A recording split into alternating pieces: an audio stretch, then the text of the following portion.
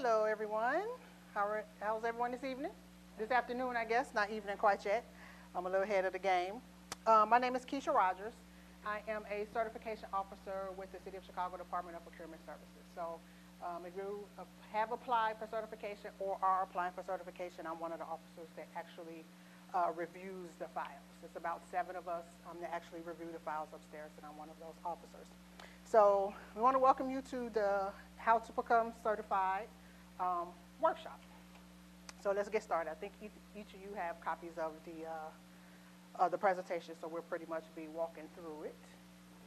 So the Department of Procurement Services, who we are. The Department of Procurement Services is the contracting authority for the procurement of goods and services for the City of Chicago. So we work together as a team and with our customers to guarantee an open, fair, and timely process by establishing, communicating, and enforcing superior business practices. What we do. DPS is committed to providing information, resources, and tools to assist you in your efforts to compete for City of Chicago contracting opportunities. So we accept and review new applications for certification, annual no-change affidavit, and recertification applications every 5 years. And we'll talk more about those 3 things later. We do contract compliance with negotiated contractual MWVDBE participation goals. And as we go through the workshop, you'll get familiar with a lot of the M's and W's and V's and D's that I'll be talking about. We set standards for contract participation for MWBEPD and VBEs, as well as DBE and ACDBEs. We assist vendors through our websites. So those are 2 important websites for you guys to know if you haven't already been using them: cityofchicago.org/procurement and chicago.mwdbe.com. So that chicago.mwdbe.com website, that's where you will actually go to do your application for certification. So the City of Chicago certification programs. So we have the local programs and we have the federal programs. So there's 2 different programs. Under our local programs, we have the MBE, WBE, VBE, and BEPD. So these are all initials if you're applying for certification that you should become familiar with. So the MBE is the minority-owned business enterprise. The WBE is the women-owned business enterprise. The VBE is the veteran-owned business enterprise. It's fairly new. I don't think it's quite a year old yet. The BEPD is the businesses owned by people with disabilities. Those are the 4 local programs. The 2 federal programs are DBE, the Disadvantaged Business Enterprise, and the ACDBE, which is the Airport Concessions Disadvantaged Business Enterprise. So as you can see, it's a lot to say, so that's why we kind of just say ABs, MBE, WBE. It's a lot of initials, okay? So those are the different programs the certifications that we handle. So the City of Chicago certification. You submit your applications online at that website, like I said earlier, the chicago.mwdbe.com. The application fee for the local programs is $250. So the federal programs, which are the DBE, ACDBE, there's no fee for those. So if you were going to apply, I would apply for the local and the federal programs at the same time. We accept certified checks, cashier's checks, or money orders. So our fairly new process is that you will actually get an email invoice from us. So once you complete your certification application, you submit everything, we don't send it back for whatever reason, then you'll get an invoice from us for the $250 with instructions on where to go and how to pay. And then on there it says you can pay the $250 at any of the city payment centers, and you have to bring the invoice when you're going into those payment centers. So the VBE program, that's the one that I said is fairly new. It's been around maybe a couple months. So we'll kind of go through just some definitions for that. So a veteran means a person who has served in the United States Armed Forces and was discharged or separated under honorable conditions. So for the VBE, the applicant has to provide a DD-214 or a DD-215. So that's the form that they provide to us to support that they are actually a veteran. So the next slide pretty much goes into some definitions. A veteran-owned business enterprise means an enterprise which is at least 51% owned by 1 or more veterans, or in the case of a publicly held corporation, at least 51% of all classes of the stock, which is owned by one or more veterans who manages and controls the management policies, major decisions, and daily business operations. These definitions pretty much apply to all of the local programs or any of the programs. Whoever if you're a minority or veteran, you have to be 51% or more owner of the company, which we'll talk a little bit about that too.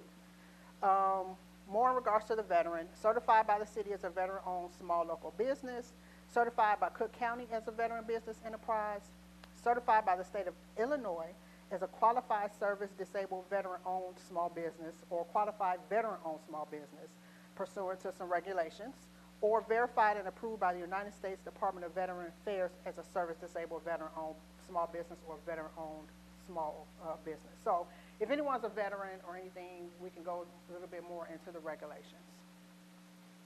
So if someone is already an MBE or a WBE, and now they want to go ahead and get the VBE, the only thing they would have to do is an expansion, okay?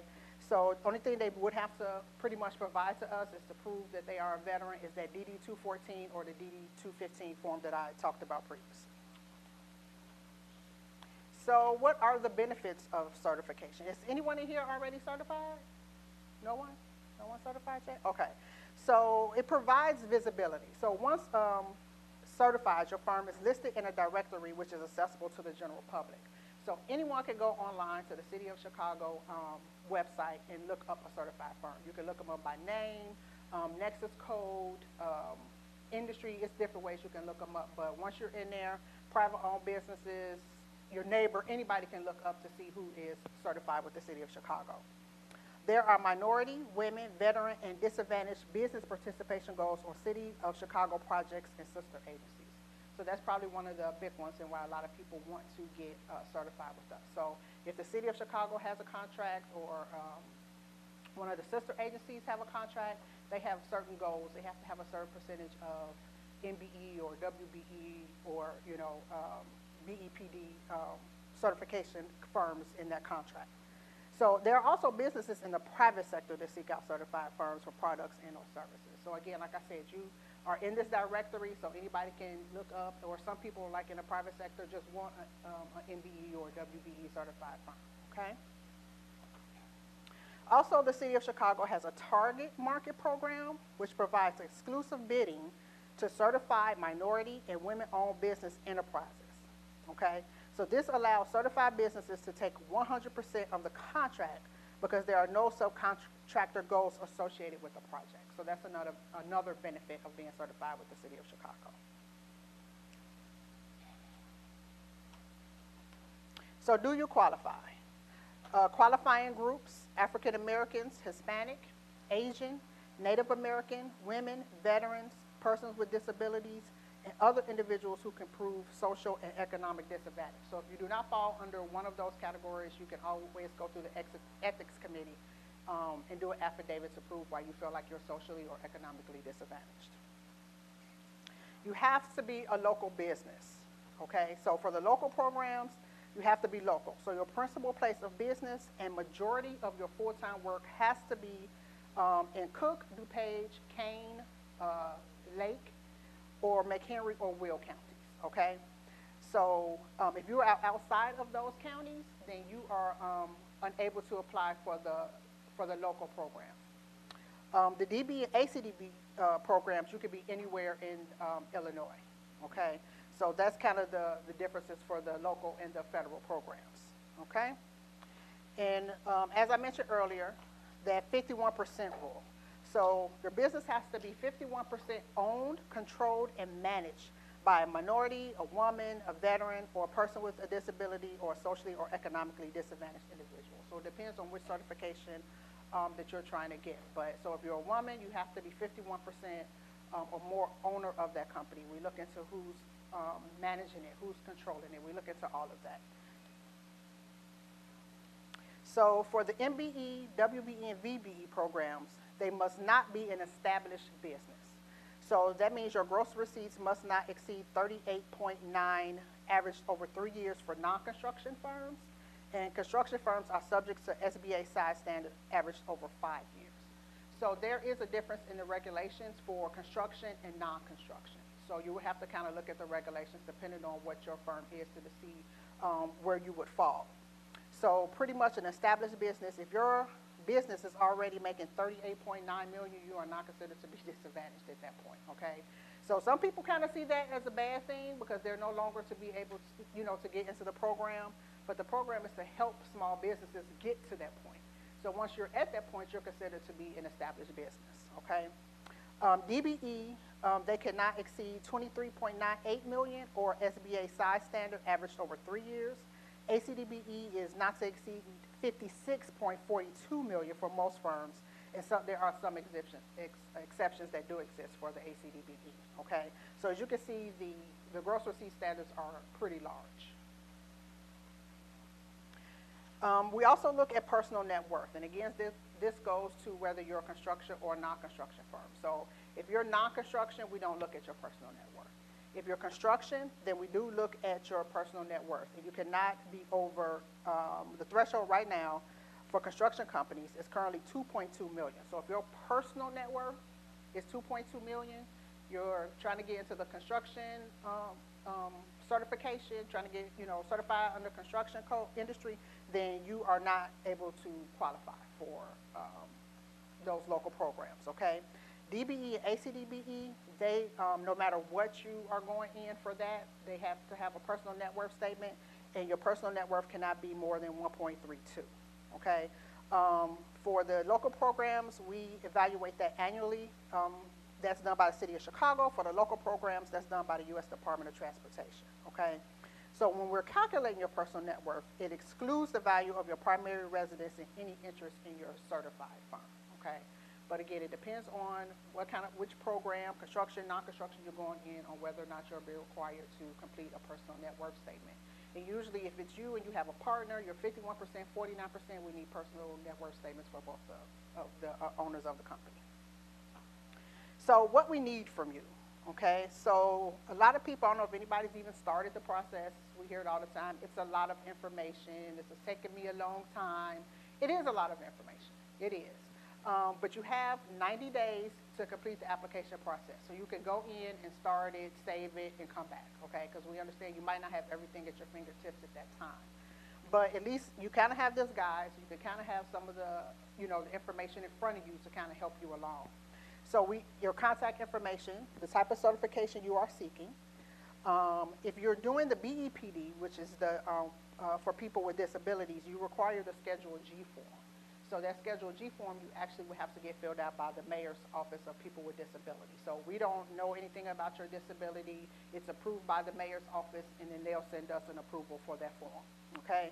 Again, the VBE requires that DD-214 or DD-215 form. Ownership information, employee information, facility, financials, licenses. It's a lot, but the more that you give us, the better. Because even if you submit something and you don't give it to us, the certification officers, we pretty much audit everything. And if we're missing something, we're definitely going to come back to you and ask you for it. So proof of eligibility documents, resumes, evidence of executed contracts or invoices, driver's license, birth certificate, proof of equity contribution, business bank account, the signatory card, organizational chart, equipment list, and loan information. All of those things you will pretty much be providing to us. Usually if you leave out one of those, your certification officer will come back to you and ask you for that information. So what we need from you, again, continue, financial documents. So 3 years of your federal tax returns. 5 years for construction. So again, that's the difference between construction and non-construction. So you might say, well, I just started my business last year. I don't have 3 years of federal tax returns. And that's fine. We understand that. We're going to know you're a startup company because depending on the type of business, if you're registered with the state of Illinois, so we'll know when you became incorporated, and you're going to let us know when you started your business. So we'll be able to tell that you've only been around 2 years. Or you're just going to upload a statement saying, my business started last year. I only have 1 year of corporate tax returns. We ask for 3 years of individual tax returns, again, 5 years for construction firms. 4506T form, you'll see that when you are doing your application, and that's pretty much a form that you're going to complete, that you're going to send to us in the event that we need to go to, we feel that we need to go to the IRS and get your tax returns. That form is allowing for us to do that. W-2s and 1099s, personal net worth statements, as I mentioned before, for construction firms and all new DBE and ACDBE firms, okay? Type of businesses that qualify. So sole proprietorships, we get a lot of questions about that. Those do qualify. So a sole proprietorship is typically owned by one or more person, has no legal existence apart from the person, him or herself. And for a sole proprietorship, they have to submit an assumed name certificate if operating in a name other than the owner. So if you're a sole proprietorship and my name is Keisha Rogers, but I'm operating Keisha's Desserts, then I need to provide to you an assumed name certificate for Keisha's Desserts, okay? General partnerships, 2 or more people go into business together without any formalities, then we need a partnership agreement.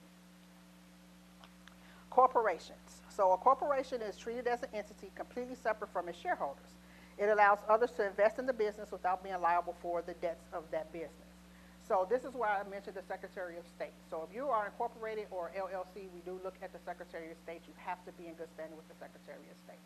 If you are not, then you will have to reach out to the Secretary of State. We will not proceed with your certification, okay? So if you are already incorporated or LLC, you could definitely check to make sure that you are in good standing. Usually people are not because they haven't filed their annual report with the Secretary of State. We ask for articles of incorporation, certificates of incorporation, bylaws, copies of stock certificates issued, and meeting minutes. So again, if you don't have that stuff, you're going to pretty much let us know why you don't have it and upload a statement indicating I don't have, you know, my bylaws, and this is the reason why I don't have bylaws yet, okay? Limited partnerships.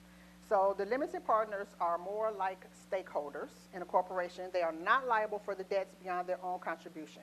So for limited partnerships, they need to provide an assumed name certificate or certificate of limited partnership, all right? LLC, partnerships that have a managing member or partner, and for those, we always ask for the operating agreement. So depending on the setup of your business, those last few slides kind of told you some of the documents that you should be providing to us. Now, suppliers. A supplier must be a regular dealer, which is a firm that owns, operates, or maintains a store, warehouse, or other establishment in which material, supplies, articles, or equipment are bought, kept in stock, and regularly sold or leased to the public in the usual course of business. So if you're a supplier or a distributor, we have a whole separate list of documents that we will be requesting from you. And then you will also get a site visit if you're a supplier or a distributor. Distributors are firms operating as a distributor. Firms operating as a distributor are identified as having a direct relationship with the manufacturer to distribute its goods and products within a specified territory or region, and the goods or products are not available or sold to the general public. And a lot of times people have like a distributorship agreement or something like that, and we'll ask for that. Now, brokers. We do not certify brokers, okay? So brokers are firms acting as a broker are not eligible for certification as an M, W, or BBE. So if you're a broker, you cannot qualify for the certification programs. A person or entity that fills orders by purchasing or receiving supplies from a third-party supplier rather than out of its own existing inventory and provides no substantial service other than acting as a conduit between his or her supplier and the customer is a broker. So if you're not sure if you're a broker, go back to that definition, and that should kind of help you figure out whether or not you will be considered a broker for purposes of certification. Okay, so after your application is submitted, the most, of course, question we get is how long does it take, right? So it takes 90 to 120 days from the day your certification officer has absolutely everything they need. So remember, you're going to submit your application. As soon as you hit submit, the 90 days do not start ticking because you have not received your invoice to start paying yet. So you got to get your invoice, you have to pay it, and then it has to be assigned to a certification officer. So that 90 days doesn't start immediately. You might get something from our intake saying that you're missing this or you're missing that. It might give you a little time to respond back to us to get that information before it even gets to a certification officer. So your certification officer will look over everything and then determine if they need anything. And once we have everything we need, that's when that 90 days starts ticking, okay? So again, I kind of mentioned before, your application is checked to make sure we have all of the documentation. Documents are thoroughly audited. You'll be surprised at stuff that that we ask that people think we probably would have missed. But we take our time and we really, really look at the applications and make sure that all the ducks are in a row, okay? You may receive a site visit. So construction firms will definitely receive a site visit. Brokers cannot be certified. Suppliers and distributors will receive a site visit. If you're a trunking company, you will receive a site visit. If you're applying for DBE or ACDBE, you're going to get a site visit, okay? So most people get a site visit, all right?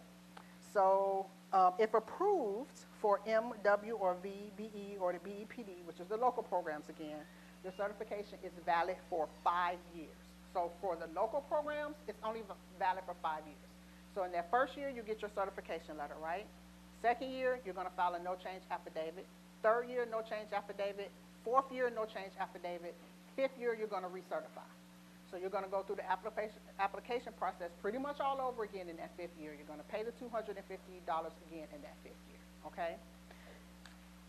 Now for the DBE and ACDBE programs, those do not expire pretty much, but so once you get certified every year for the federal programs, you're going to have to file a no change affidavit, okay? Now the only way you will mess that up if you do not file your no change affidavit annually for that DBE and ACDBE, which is the federal programs. So that one you don't have to recertify or anything, but you do get a new letter every year for the federal programs. The local programs, you get your letter once, then you go through all of those no change affidavits, you recertify, and then you get a recertification letter, okay? So expedited process, right? So it's really not expedited, but that's what they call it. So if we do recognize some of the outside certifications. So if you are already certified with the Chicago Minority Supplier Development Council or the Women in Business Development Council, then we do have a shortened version of the application process where you can go in, it's called a reciprocal, where you can go in and you're pretty much providing your certificate that you have from one of these organizations and the information that you provided to them. But I'm going to tell you 10 times out of 10, your certification officer is going to ask you for more information than what you're going to supply to us if you go through this expedited process, because we still do our own due diligence for that. So maintaining your certification, I kind of went through that a little bit. So all vendors must submit an annual no change affidavit. This is for the local program. So you must notify the Certification and Compliance Division regarding organizational changes, business name changes, and ownership changes within 10 business days of the change. So you have an annual no change affidavit you have to do, and usually that no change affidavit should be saying there's no changes. Because if you change the name of your business, if you change the address, if you change anything, then you should be pretty much notifying us of that before the no change affidavit is even due. That's called a material change. So you can go into your account and everything is online, just so you know, everything. So you will go into your account and upload a material change. If there's no changes, then when it's time for that annual no change affidavit, you're going to just go ahead and complete that no change. Now, if it's time for your no change and there are changes, then you can submit the changes at that time, okay? Again, all of the local program vendors must recertify every 5 years. I just went over that. And then there's an expansion of services. So let's just say you get certified and you get certified in bricklaying, right? And then you come back now after you certify and you say, you know what, I'm starting to do a little bit of, I don't know, masonry work or something. Then you can come back and do an expansion of services. Okay, so an expansion, it doesn't cost anything, and you're pretty much providing information to us that you are able to perform in that capacity as a mason. So you submit your request on company letterhead, include the added categories from the North American Industry Classification Systems codes, Nexus codes. Get familiar with those, because that is what you are requesting to be certified in, is your Nexus code. So if you don't know your Nexus code, you have to go to that website, determine what your Nexus code is so that you know when you're applying for certification, okay? You're going to include required licenses, copy of future or present contracts, any needed information, current resume. So an expansion doesn't cost anything, but you are almost kind of providing as much information as you did when you first certified, because we have to make sure you can perform in that capacity, okay? The sister agencies, so this just gives you a list of the different sister agencies that will accept our certifications. That has their phone numbers there. And let's avoid the top 10 reasons applications are denied. This is real important because we do deny applications. And I would prefer to approve it than deny it. It takes me longer to deny. So if we can get past these, you will make everybody happy. Unsubstantiated or questionable ownership or control. Again, that goes back to that 51% ownership, 49%, or whatever the breakdown is, okay? So if we think there's anything that's a little questionable about the ownership or control, that could be a reason for you to be denied. Unclear description of critical functions and who is responsible. Company cannot substantiate where and or how startup funds, expansion capital was initiated. Outside secondary employment takes the majority of the enterprise's time each day.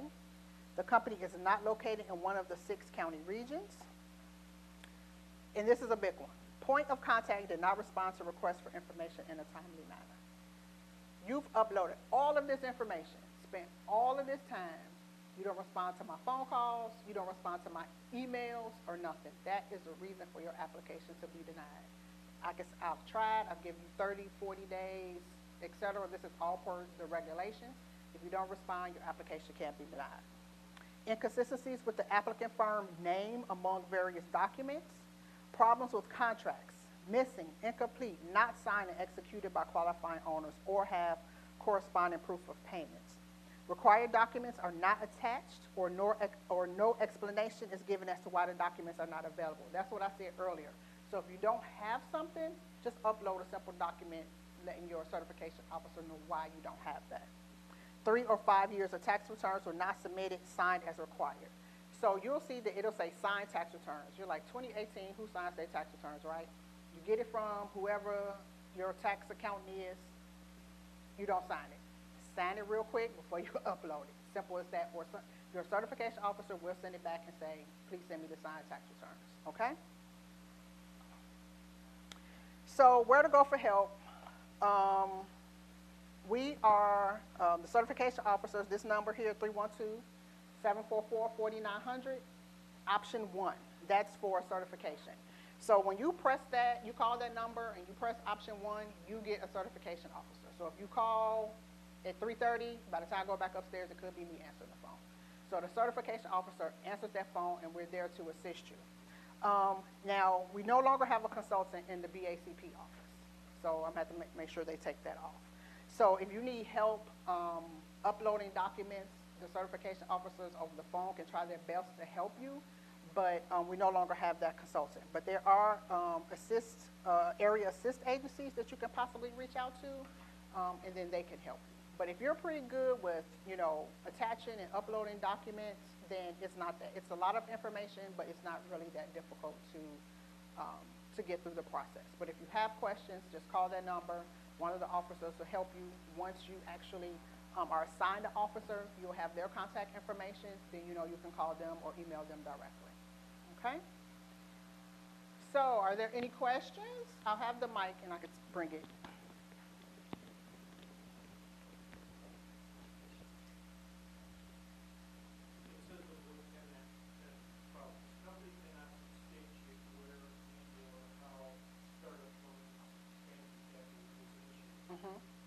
So if the company was started 20 years ago, lived at $20,000, and then the turnover retires and family members take over, how do you substantiate? Well, I got 2 answers for that. So one, let's say it's been 20 years ago, you have the slightest idea, that bank's not open, whatever the case. Get a signed affidavit stating that. Started my business 20 years ago. I started the business with $1,000. I no longer know where those funds are. Do a signed affidavit on your company letterhead, upload it. Okay? Second one is, you mentioned, let's just say, the company's been around 20 years. Of course, same thing. We don't know where those startup funds came from, but the kids took over. So at that point, did the kids invest anything? Did they? Okay, so it's just explaining. A lot of certification, if it's something that you're not sure of, like say if you call me and you say, well, Keisha, I don't have this because blah, blah, blah, blah, blah. I'm going to be like, okay, that's great. And then before we get off the phone, I'll be like, can you put that to me in writing? So anything that you're not sure of, put it in writing so that the certification officer can, be able to see the reason why you don't have that information. In writing Yes. Yep. Any other questions? They usually have somebody that can pass the mic around for me. I know, right?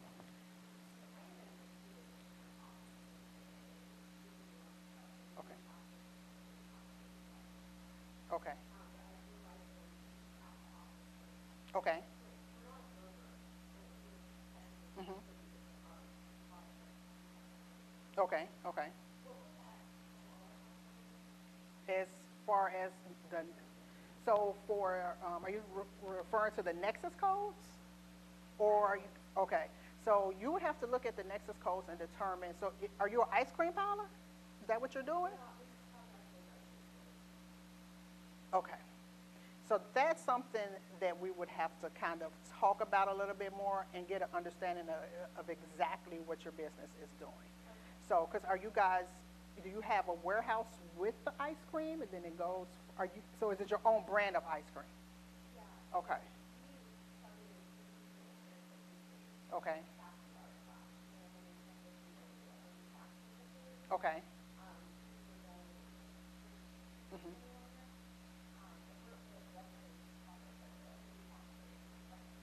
Okay. So that sounds like you'll just have to provide us with the manufacturer agreement, because I'm sure you have an agreement with them, and it'll detail everything to us. But it doesn't. It definitely doesn't sound like a broker. So it might find, yeah. So it might fall within maybe a distributor. Yeah. Any other questions for me?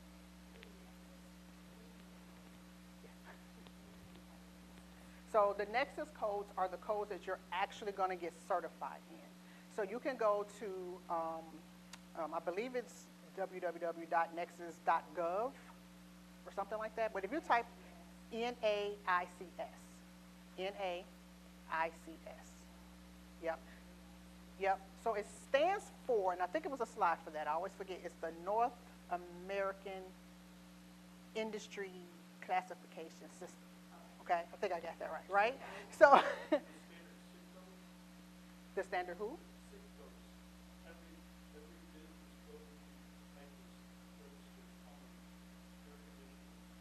Everybody has a different code. I don't know if that's the same as the Nexus code. Right. I don't know if that's the same as the Nexus code. Only thing I know for certification is you need the Nexus code. Okay. So you would have to go to the Nexus website and you can search. So let's just say, you know, so what's your business? Okay, so you'll go right into the search engine and type in marketing. So it might pop up, because the Nexus code is a 6-digit code. So it's going to pop up, and it's probably going to tell you, it might have 50 different, you know, marketing areas or something, okay? So then you can click on them, see which one best describes the scope of your services for your business, and then that's the one that you're going to say that you're requesting to be certified in. And then when you know, if you don't go through one of the reciprocal processes, but you go directly through the City of Chicago's process, then you might put in one code, and I'm looking at your stuff, and I might say, this doesn't fit. And then we can work to, you know, to pick the code that we think best fits your scope of services. That happens quite often. You need to have that when you're applying for certification. Yep. It's 6 numbers. And then it'll have, like it might say marketing, and then underneath, they're called corresponding index entries. So up under there, it might have different areas of marketing, like, you know, billboard marketing or magazine marketing, you know. So then you will have to drill down and even go deep and say, well, I only do, you know. Or you could do 6 different codes. You could do 6 different codes. But if you are a startup company, I'm going to say be really careful with those 6 different codes. Because I'm going to want to know how you're doing all 6 of those codes. If you have the experience in that and you can do all 6 of those codes, that's fine, okay? But you want to make sure, because we have people that want to pick so many different codes. We have people who want 20, 25 codes. I'm going to take my time and figure out how can you do each of these codes to make sure you're doing each of those codes. So you want to kind of make sure they're the codes that you're actually doing. If you feel like, and then that's when we go into the expansion, that let's say now you know you're actively in marketing, but you might say, well, you know, maybe 6, 7 months I might get a little bit into advertising or something, right? You can come back and request an expansion. Because if you start off saying, I want marketing, I want advertising, I want, you know, all of these different codes, you know, sometimes it can get a little bit more difficult, especially when you know, are first applying, yes.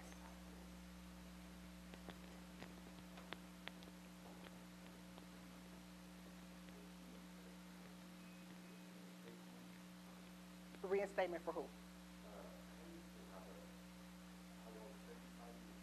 Okay.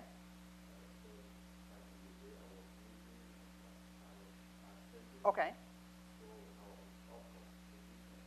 Okay, how long ago was that? How long ago were you certified? 2012. Okay, so yes, you are probably decertified at this point if you haven't did any of your no changes.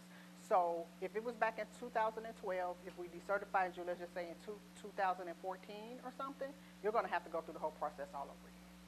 So it's not a reinstatement, it's a start all over certification application, yes. Yep.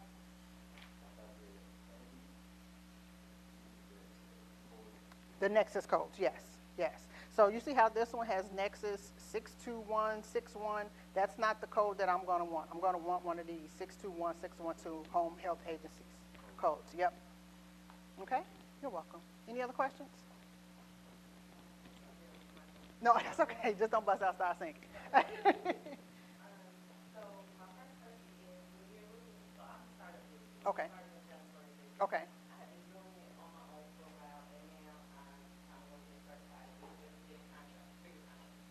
How do I show that? Like, with the startup, like I'm just kind of funding my own supply, like my own personal bank account. Are you looking for a lump sum of money to get in the business account to show? So pretty much, let's just say you started your business and you opened your business bank account with $100, right? So you can pretty much say, here's the $100 check that I used. It has your name on it, because that's really what I'm looking for, to make sure it has your name on it, not somebody else's name. Okay? And then this is what I use to start up my business. Then you can say, you know, all the supplies I'm using this credit card to do it. You know what I'm saying? It's really, and a lot you'll hear, sometimes if you talk to us, we say, tell the story of your business. Let us know what's happening. You know what I mean? So with startups, that's a, you know, a good question. You're just going to let us know. I used $100. Here's the check that I used to start my Chase business bank account. And that's that. And then with, so with being a startup, so like the tax returns are my own personal tax returns that you guys are looking on this side. So we're going to ask for both, corporate and personal. So if you don't have any corporate yet, that's fine. You're going to say, no corporate. I started my business in January 2018, so right now I don't have any corporate tax returns. But here are my business tax returns. And then sometimes, depending on the business, you're filing your business under your personal. Okay, so y'all have any business or corporate tax returns. Okay, and then that's what you're going to provide to us. And then you're also going to provide a statement as to the reason why you don't have corporate. Okay? Any other questions? You sure? Okay.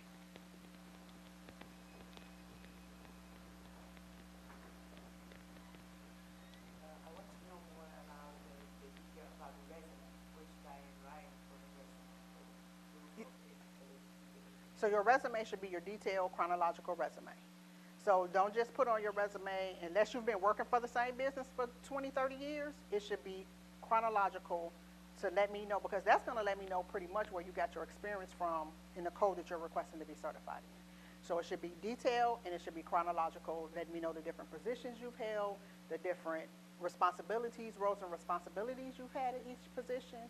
You know, if you're working 2 jobs, say if you have your business, then you're also working a full-time job, that'll show me that on the resume, and that's going to probably be something that I'm going to question. But you want to make sure that it's detailed and it's chronological pretty much for your resume.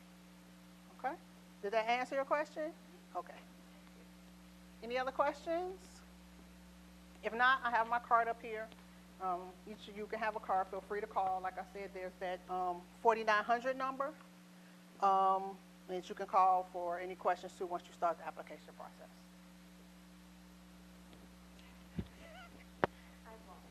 That's okay. Okay.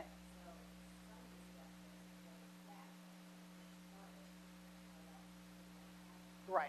So pretty much the only thing, right, well, most of the stuff, if you really think about it, you might not have might be your startup costs, right? Everything else, are you a LLC or S Corp or S Corp? So you should still have your articles of incorporation. You should still have, you know, bylaws, and you know, if you don't, This is your time to update them. Yeah. Okay. All right. Well, thank you guys for coming. I can stay around for a little while if anybody has any questions. Okay. Is there another workshop after this, Chelsea? Yes, is that, I think so. And then I think she